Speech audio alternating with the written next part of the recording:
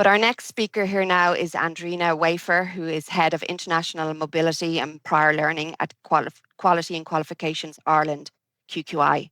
Andrina's work focuses on national policy, progress, practice in recognition of prior learning and recognition more broadly.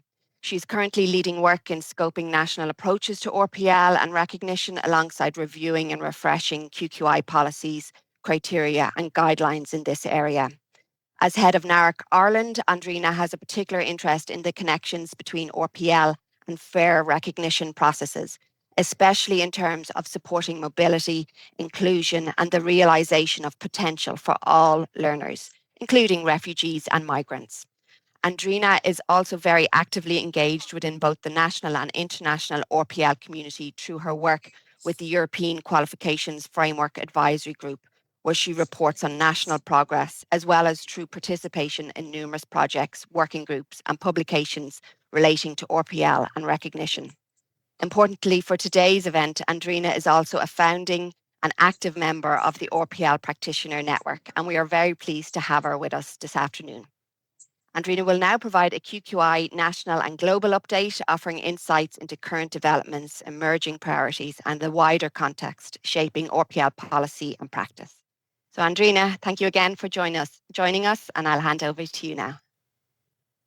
I'm always staggered when they do introductions. Basically what it means is I've been around a long time and I'm really, really privileged to work with the people I work with. And I found this afternoon session absolutely fabulous. I think across the perspective shared, I think all of the issues really that are in this space have been raised one way or another. And it's just been a terrific session. So thanks to the steering group for the RPL Practitioner Network for putting together such a fantastic session, and to everyone who has shared their perspectives to date, just for being as generous and as open and forthright in what they've said. I guess what I'm trying to do here is to sort of whistle stop around a number of things. We're in the process in QQI of putting together I suppose, a discussion paper really at this stage and raising the issues around recognition and RPL with a view to clarifying the relationship between the two and to refreshing policies in terms of RPL, but also spotlighting what's coming in terms of recognition. And if we move to the next slide, I'm going to talk very fast because I know that you know a lot of this stuff anyway. I mean, the real question, I guess, is in terms of when we talk about migrant communities, who are we talking about? And in some of the migrant communities, it's us, it's all of us. We're all of us on the move. Our children, for those of us that are my generation, have experience of being migrants. I've been a migrant. Our children are migrant, both going out and coming back. We've been migrants ourselves, but Ireland also is really ambitious in terms of attracting international students and researchers to both further education and training and in higher education. But globally, the migrant community of students and researchers, according to UNESCO stats, in 2022, 6.9 million people engaged in this kind of work. And this is just so important, is to understand that knowledge is created globally through really sophisticated knowledge networks, where people join together and bring that different cultural dimension, and where we learn from each other and from the different questions that we ask. And industry has really copped onto this as well, is that where we have this diversity, we ask differently, we think differently, we develop differently, we challenge each other differently, therefore we innovate differently, and we can come up with really different and better solutions for the future. This is happening in our universities, in our further education and training institutions, in our schools and colleges, right down into primary schools, kindergartens, the early years. We heard there from Ava, in the early years sectors, right across the board. So diversity is the name of the game going forward. For employers, for employees, and for people seeking employment. That also is really, really mobile space. And then obviously for refugees and asylum seekers, a lot in the press in the last few weeks. But just to note that in 2024, the population of refugees and asylum seekers in Ireland is actually very tiny. It's 0.34% of our population.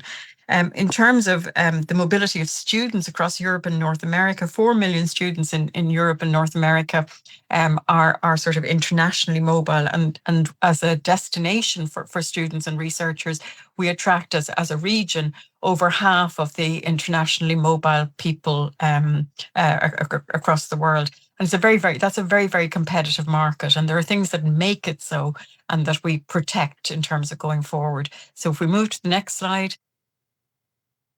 So again, when we're talking about this space, and I think it was evident from the stories that were told today, are we talking about recognition? Are we talking about RPL? When is something recognition? When is it RPL? And how do you spot the difference? When are you in one space and when are you in the other? And whose shoes do you put on today when you meet someone? I think these are kind of increasingly murky questions, and a bit like the Down syndrome campaign of the odd socks. I'm getting a funny echo. Are you?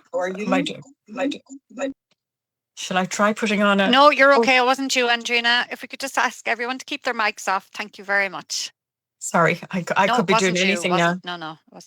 Tech is not my strength. Anyway, but like this space is one where you definitely need your gloves, your socks, all of the gear that is possible to have to hand. You need it all.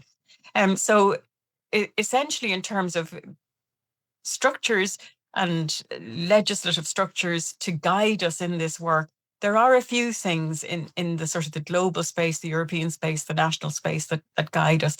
There is, of course, the 2012 European Council recommendation. And this is something that we do implement in Ireland, although it's not legally binding. It's one of those things where across Europe, we have this soft cooperation that we do. We agree, every member state agrees to cooperate with each other for the better of the European region, for our community together. CEDEFOP have published working with the European Commission inventories every 2 years on how this is being implemented across Europe. And there are comparative tables where you can compare or look up and interrogate, well, what are they doing in this bit, in France versus what's happening in Germany versus what's happening in Estonia versus what are we doing in Ireland? And you can compare different elements. And for those of you that are curious, you can look up all this stuff. But they give us definitions. So for example, validation is the name that is put on RPL fairly typically across Europe. And it is described as a process of confirmation that somebody has acquired particular learning outcomes against a relevant standard and consists of 4 phrases: identification, documentation, assessment, and certification. And we heard today from people who had gone through the identification and documentation, working with their mentors. Great praise for the mentors today. And then the assessment with the subject matter experts. We didn't hear very much about certification, although it did crop up. People have achieved. We heard of major awards and we heard of minor awards being achieved. And that then would be the validation process, the recognition of prior learning, the validation of the outcomes, whether from formal education, non-formal or informal learning. So RPL within the council recommendation includes formal education outcomes and non-formal and informal. So the experiential part and what has been achieved in the formal education setting. So it's quite confused a lot of the time. People think, well, that has actually been certified. So does that count as an RPL process or not? And you can tie yourself up in extraordinary knots. The bottom line is, has somebody got this learning? That's really what you want to know. And can it help them achieve something else? Can it springboard them into another space? A qualification, and again, this is worth thinking about because we're in this space. Ireland is very credential oriented. Have you got the credential? Can you get there? And we heard, I think, fairly sobering situations or comments from Matoko and Eunice, I think, where there was no value on qualifications that weren't achieved in Ireland. I thought that's a pretty staggering statement to make, and not one that I think any of us would be particularly proud to hear. But a qualification is a formal outcome of an assessment and a validation process, which is obtained when a competent body, and that's providers, education and training institutions, professional, statutory regulatory bodies, have determined that this individual has achieved the learning outcomes to particular given standards. So that's the standard process that we associate with RPL as it is practiced in Ireland nationally. However, we are actually mandatorily, statutorily bound by the Lisbon Recognition Convention. And this isn't as well known, and it's a really important convention for us. It's also really important because Ireland is moving towards and working for accession to the Global Recognition Convention.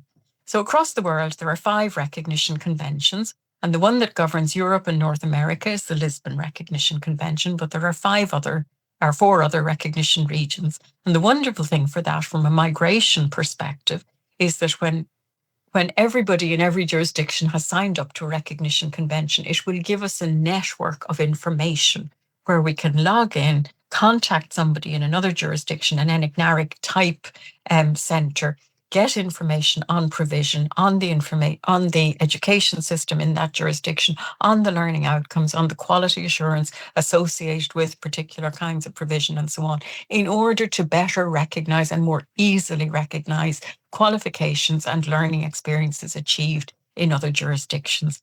And already a lot of work in those spaces are being advanced. The work in Europe and North America would be broadly acknowledged as being among the more advanced of the recognition conventions. And there is work, very ambitious work, continuing to develop within the LRC, the Lisbon Recognition Convention area.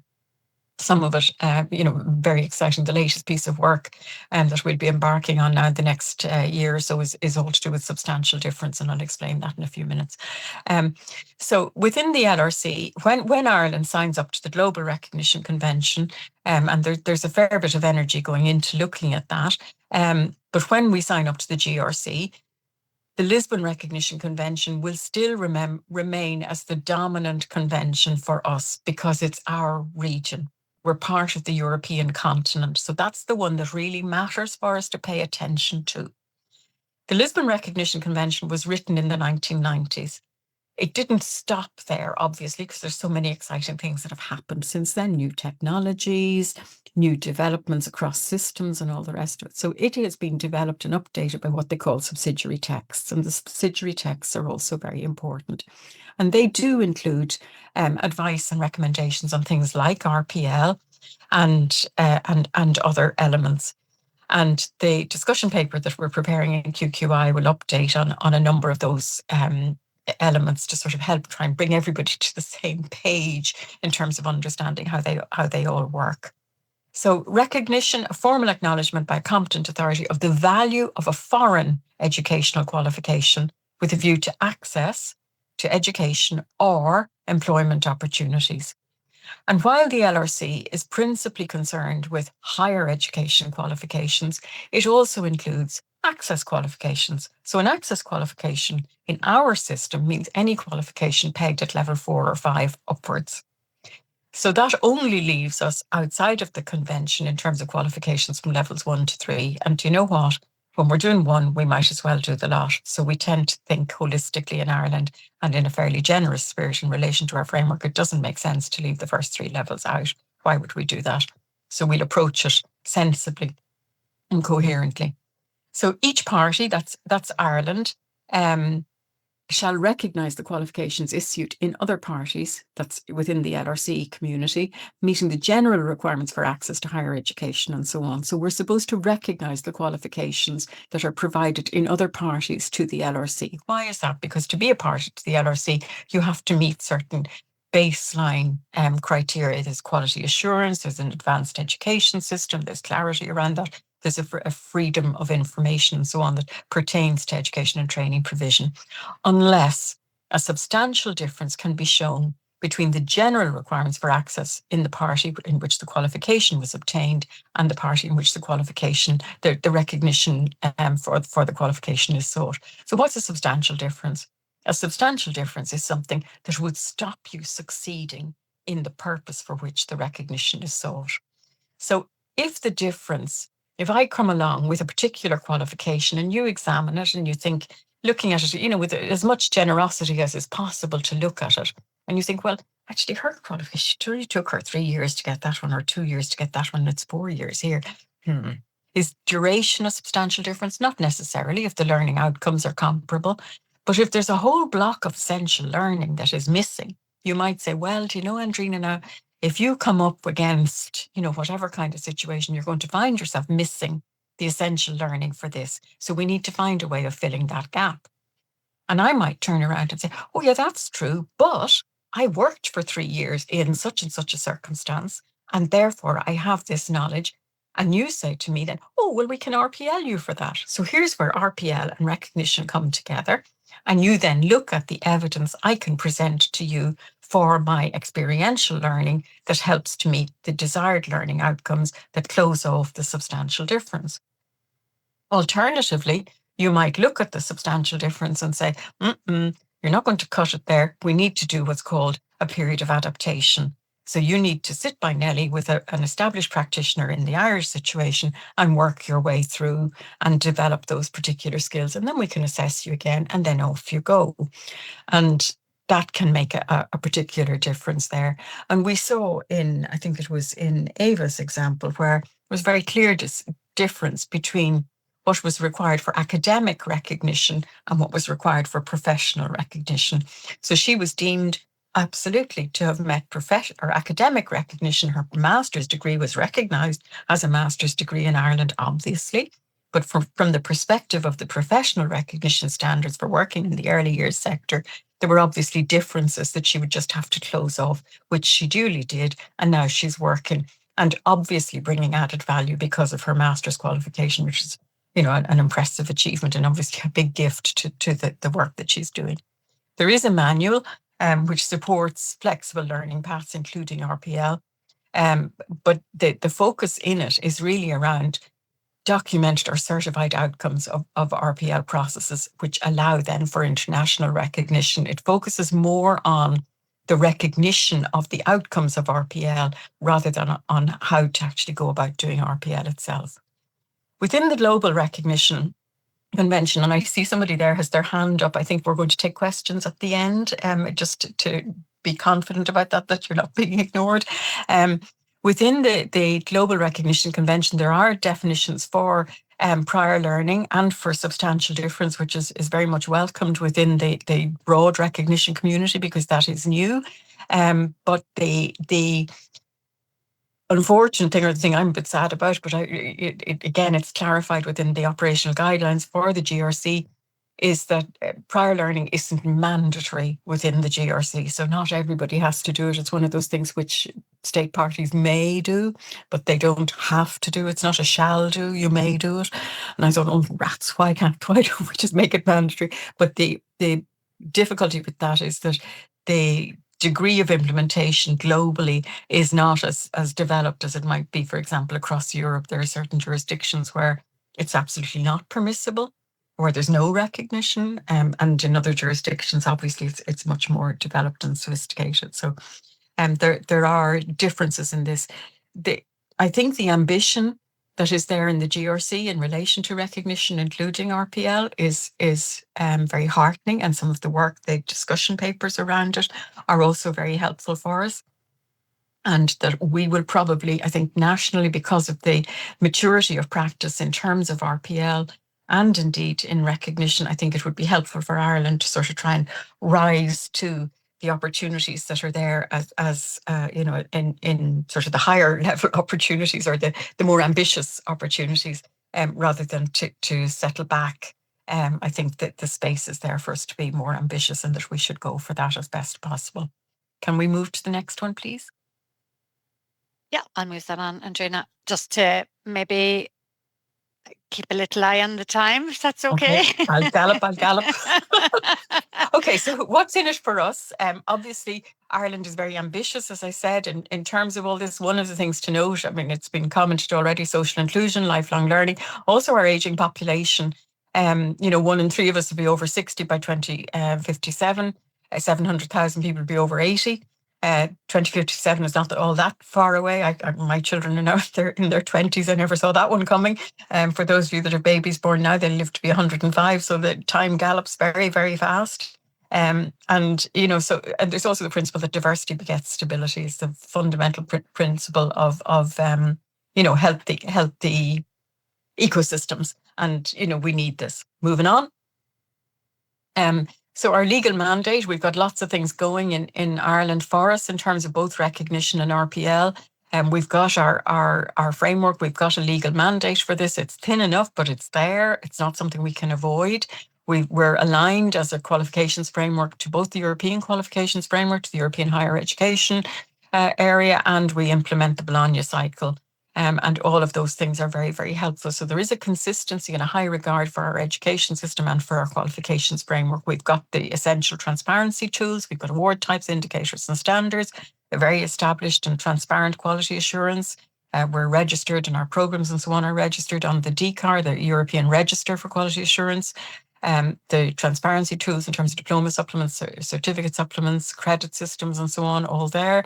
We're doing comparison exercises as a region with other regional frameworks. So, for example, with the, I always get the letters wrong in the acronym, but the South African qualifications framework, the African networks, we're working very closely with them. We've worked with the Asian frameworks.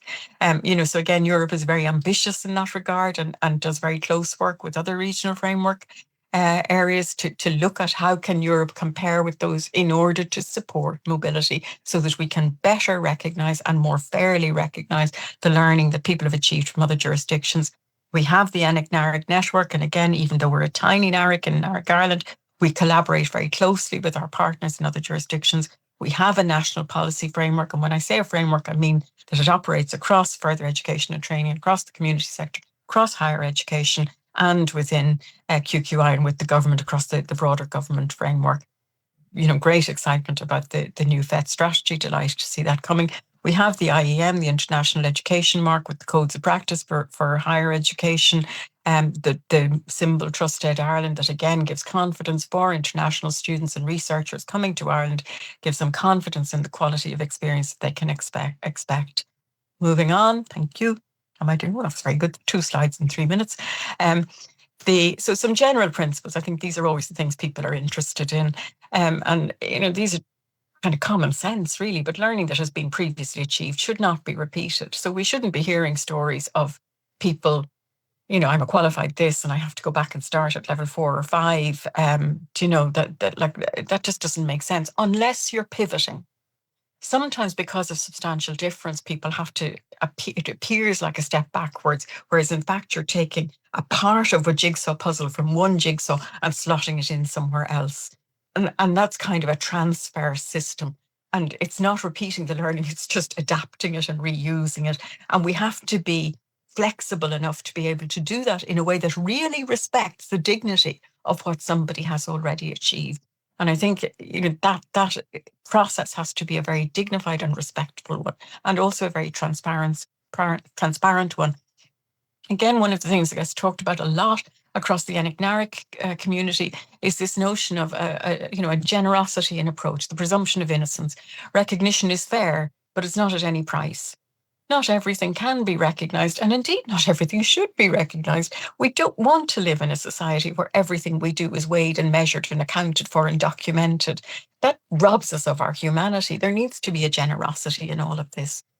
Verification and authentication of learning and of credentials does apply. As for national systems, I don't apply through the CAO to go into a high desirable program in some university or wherever, or into a FET college without actually presenting a verified credential. And the same thing applies to somebody coming from overseas. You have to have a way of verifying and authenticating, but you also need to give clear information. And I think that was what was lovely. I think it came across very much in Venetia's presentation, how Phil and Sean had given such clear information, including in relation to the timeline, that made it a very efficient process. In fact, sometimes the process is slower because people are queuing and cluing into and do require more support, often also because of language. But the system varies from place to place. Recognition and RPL both is always with reference to standards. It is never without reference to standards, which also pertain to the level that is for which recognition is sought. Always needs support. There are always mentors. There's always guidance counselling. It's never in a neutral, abstract space. It's always a personal thing. Learning is personal. It's always relational. There's people. This is a people game. Recognition of foreign qualifications. Check in with NARIC and NARIC Ireland. That's what we're there for. We can connect you with other services in other jurisdictions if need be. This question of substantial difference, I talked about that very briefly, so I'm not going back to it. The evidence, and these are sort of the general criteria that people talk about: valid, reliable, sufficient, authentic, current. Current is a variable. Some things are, a very long duration. If you're a good communicator from, your early days, the likelihood is that'll stand. But if you're talking about IT, the things that I knew how to do when I was 20 are not the things you need to know how to do now. So depending on the discipline, currency matters. Solar installation wasn't there 20 years ago. So again, currency of skills and so on matter. The judgment needs to be very balanced, and the assessment needs to be balanced. Remember, go back to the presumption of innocence, and a certain generosity is required in all of this. But assessment is always by a subject matter expert. Nobody is interested in Andrina's opinion on this. What they want is the expert on the ground, because the assessment has to stand. It's the assessment output that is the thing that counts, and the thing that the person walks away with. Nobody wants a patronized decision that the Asher God loved them. That's not what's required. But nor does anybody want a dismissal of what they know. I have to say, I've really taken to heart the comment that, get the Irish qualification, the one I had from home didn't count. That's a pretty damning indictment of our capacity to recognise, either through validation and RPL or through recognition. In terms of evidence, UDL principles apply. Diversity of evidence is expected, and our standards need to be written in such a way that invites that diversity of evidence. The assessment instruments are appropriate to the outcomes being assessed, and there's all sorts of ways you can do that, and we expect to see that and to hear it. When people come from the outside, external authenticators or professional bodies and so on, they expect to see that too. They don't expect a single mode of presenting evidence for a single thing. If that's the case, there's something wrong with the design of the evidence that's coming across. The last point is an important one, because again, in a globally mobile world, and we're all globally mobile, opportunities for working overseas occur for all of us, and it's really important. Credit, certification, documentation. There has to be a formal, documented outcome of an RPL or recognition process that the person who has applied for this can take away with them. That's what they present at their next, in their next application for recognition. Without that, without the stamp of the competent authority, that's you, the institution, the provider, the recognition authority, that carries with it, and it carries weight, and that can fast track somebody through a whole lot of nonsense into the next field. Now, I'm sorry, that one took a little bit longer. I didn't really want to labour it, but that probably is the one that is of most help to people, I think, going forward. If we can slide along to the next one, Patsy, please, and I'll go really fast. Oh, sorry, blank one. Didn't need that. Apologies, I did these very quickly. Oh, jeepers, sorry, this is going to take forever.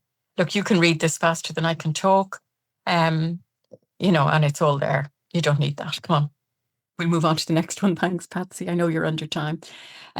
So again, within the Lisbon Recognition Convention, just in terms of refugees and asylum seekers, we haven't talked very much about that today, really, because of the skills and labour market shortage and the pressures of, putting people in, and as was teed up by Ada at the beginning, with fair recognition into appropriate level jobs where we're dealing with issues like overqualification or underemployment.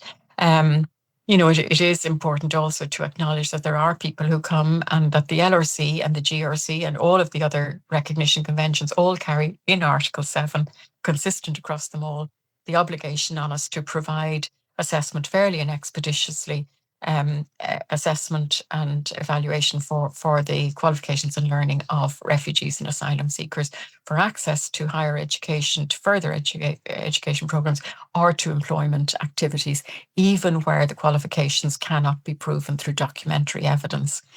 And assessment is an entitlement. It's not something that we can back away from. It also includes periods of study. So if somebody had to, for example, flee in the morning, and I read, I actually collected a whole series of things from LinkedIn for this, but we don't have time. But there's so many things you could say. Somebody who literally they sleep. I think it was in Kyiv. It was from Ukraine, where the bombings. Patsy, we can share the next slide, please. But with the bombings, where people sleep with their suitcase and they've been stacking up their documents forever now because they're ready to run at the drop of a hat. I think I would hate to live like that. My son is living currently in a war zone, and and it is that sense of always being ready to flee. It gives you a very different perspective on life. And I think, it just is, it's such a game changer, really, to start thinking like that. Anyway, the EAR manual, the European Area of Recognition, gives us guidelines for some of that in terms of how to work. It frames alternative recognition and non-traditional learning as RPL. It goes in under the heading of non-traditional learning. I find that a bit bizarre myself now, but there you go, that's how it's done. And it gives you some guidance in terms of how to approach all of that. There are specific projects. There is the ARENA project and there is the REACT project, both led by the Norwegian NIC. Great work there in terms of toolkits for working with people who come from these particular jurisdictions, and again have proven very, very helpful. NARIC Ireland was involved in both of those projects. We can move on to the next one. And the last one, this has been supported by 16 different institutions across further education and higher education in Ireland. The European Qualifications Passport for Refugees is kind of a mixed process involving both recognition and RPL, development of a standardized document for somebody who is missing their documentation. And basically the individual applies to the Council of Europe for this process, and through sort of an interview process which verifies what they've got through this interview process and through some investigation and research, development of a background paper and of this passport, essentially, that the person can then travel with in terms of what they've got. And that then allows receiving institutions, including in Ireland, to look at the passport and accept this initial documentation as a basis for developing further RPL and recognition stuff. In Ireland, we host, QQI hosts this kind of soft network for people who've participated in this training. We're thrilled that so many Irish practitioners stepped up to be part of it. And the conversation for us, anyway, I've learned an awful lot through it. We've got the University of Sanctuary movement for the higher education networks. We've got so much work being done across BET in terms of working with people, with migrants, generally with refugees and asylum seekers. We've got the local government management association, the integration networks working in each of the local government areas. The Irish Refugee Council came along and have shared what they're doing. And obviously the reflection is we learned so much from the Ukrainian response, and really we need to mirror that capacity in some way. And the IUA obviously are working with the Technological University Association in terms of bringing all of this across. There's interest in a coordinated national approach to give us some sort of systematic and coherent approach to this. As part of the GRC, a research paper was published. Their research papers are fantastic. They're 2 or 3 pages. They're not heavy reading, very clear, very systematic. I put the one for refugees in the link at the beginning of the thing because I think it just is great reading. It talks, and it's likely that we will build on the principles in that in our own paper and our own work, and that we'll present that shortly. It's just really worth learning and looking at, and reflects indeed very much the comments made at the beginning, including in relation to the need for language interventions and the recognition for the capacity to actually exclude people because of the cost of participation and how difficult that can be. It's again the work of inclusion that in Ireland we've got a good grip on. We know what drives people away and what holds them back. We can move to the last one, please. I think it is the last one anyway. Yeah, this is just from the Republic of Conscience, which has to be one of the greatest poems of all time in the Irish canon of literature.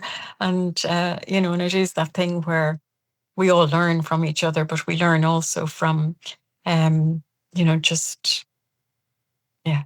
listening to each other and being part of it. Anyway, you can read the poem yourselves on your own time, but I hope that helps in some way. And I look forward to your questions and to the discussion. Thank you. Thanks, Patsy. Appreciate the sharing. I'm always hopeless at that. Thanks, Thank you. Andrina, not at all. Thank you very much, Andrina. And sorry that we were maybe pushing you along a little, but we all appreciate how knowledgeable you are in this space and how much you do have great value to share and knowledge to share with us. And you could speak for quite a while and really enlighten us all so much more. But I think you've excellently provided a valuable overview of both the national and international landscape of RPL and recognition, and particularly the evolving work underway to strengthen, I suppose, more coherent, inclusive and learner-centred approaches across the system. Your reflections, I believe, strongly reinforce the importance of fair recognition in supporting access, mobility, participation and opportunity, particularly for migrants, refugees, but all learners whose knowledge, skills and experience may not always be immediately visible within the traditional systems, I suppose.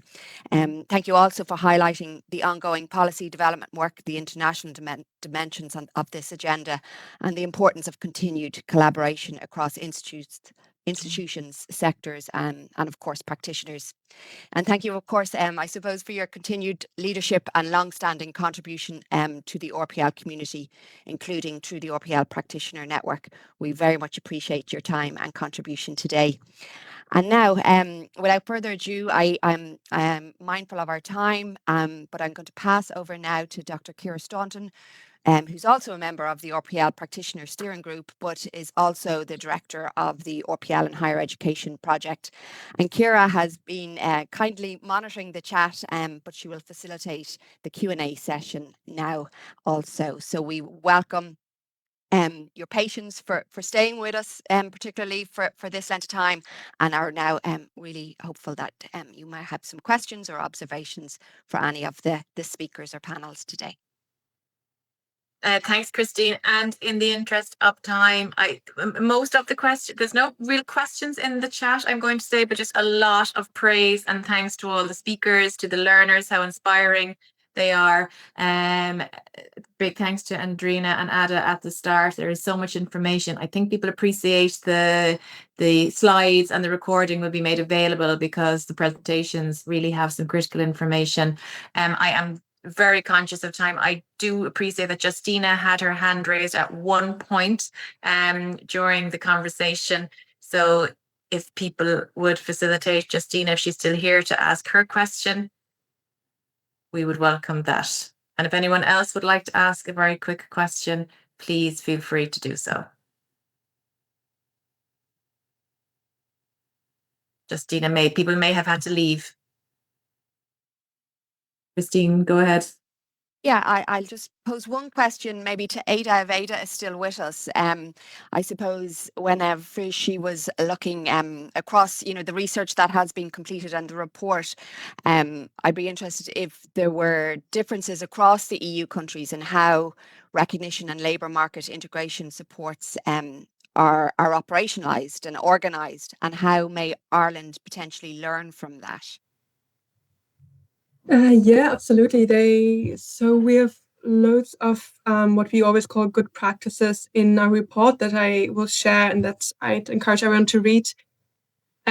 So I think what works particularly well, what we found out in the report, is where states make sure, where national policymakers essentially make sure that the particular barriers that only migrants face and having their skills and qualifications recognized, that there are processes in place to facilitate those and sort of reduce these barriers.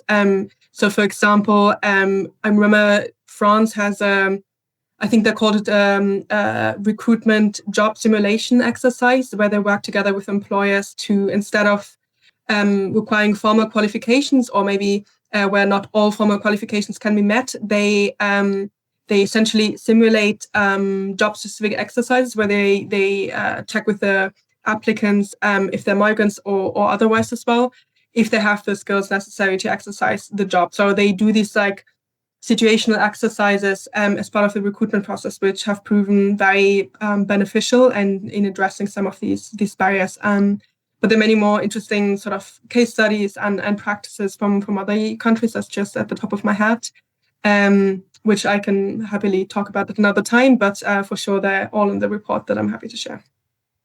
Wonderful. So I think the report will definitely be of interest. Thank you, Ada.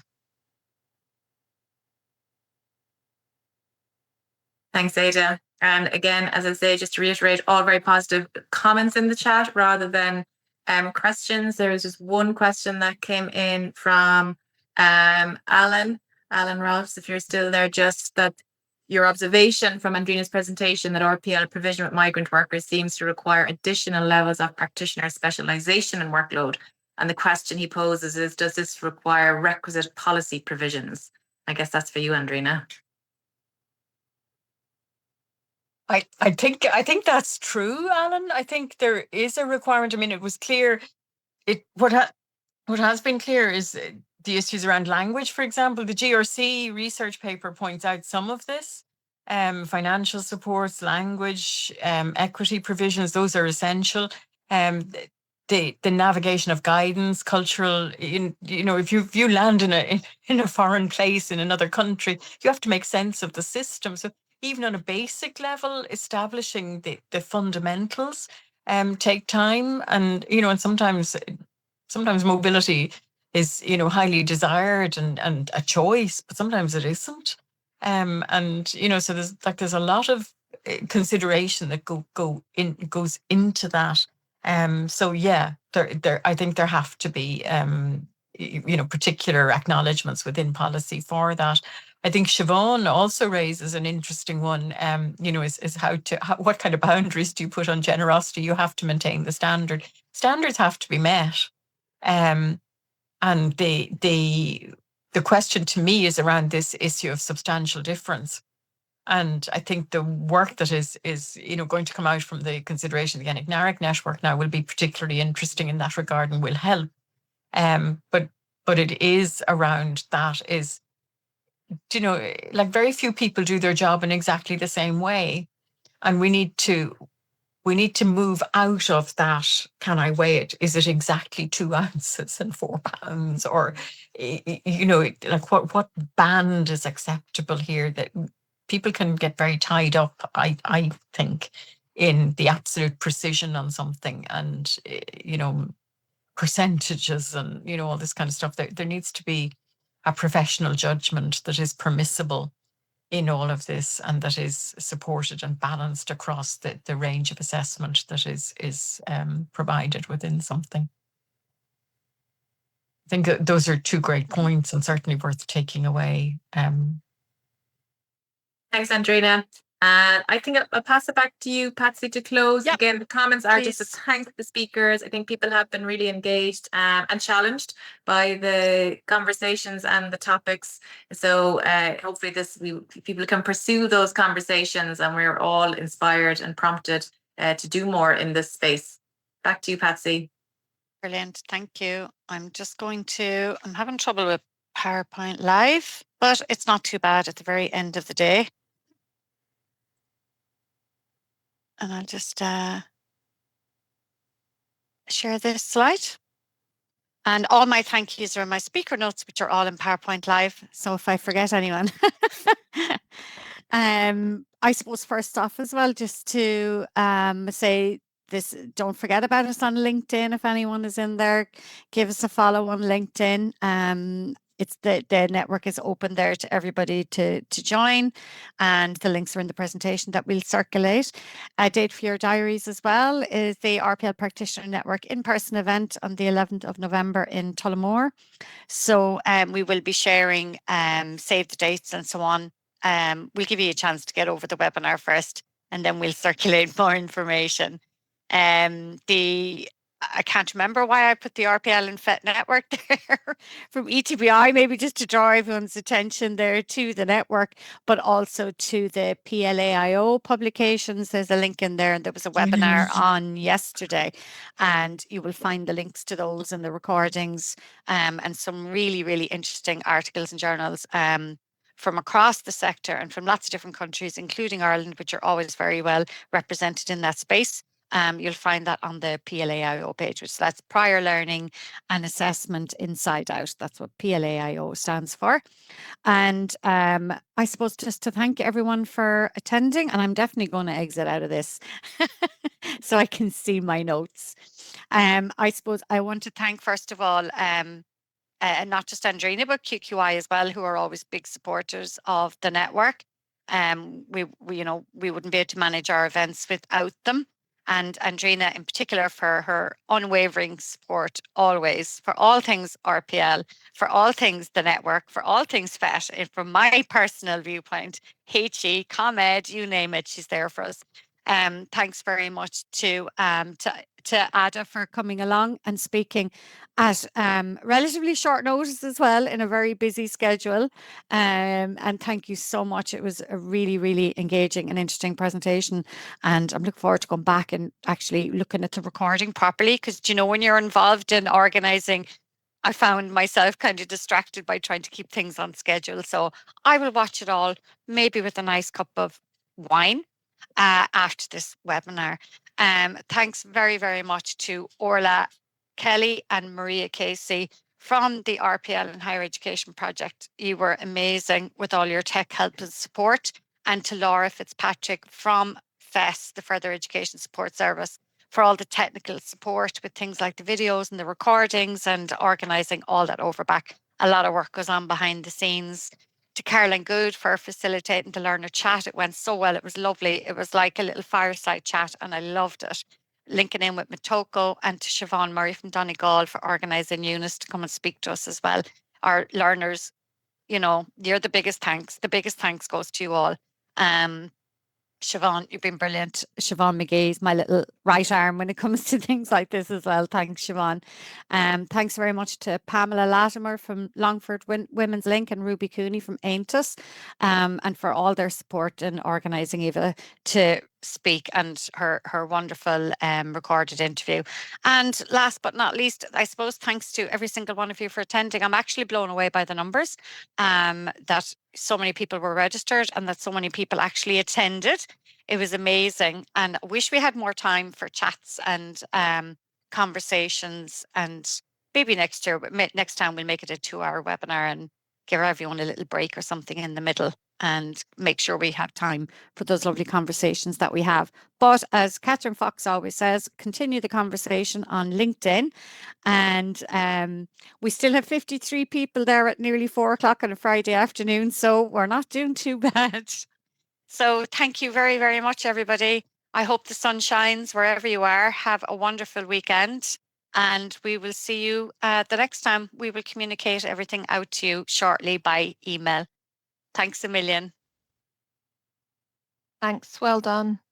Bye-bye. Thanks, Patsy.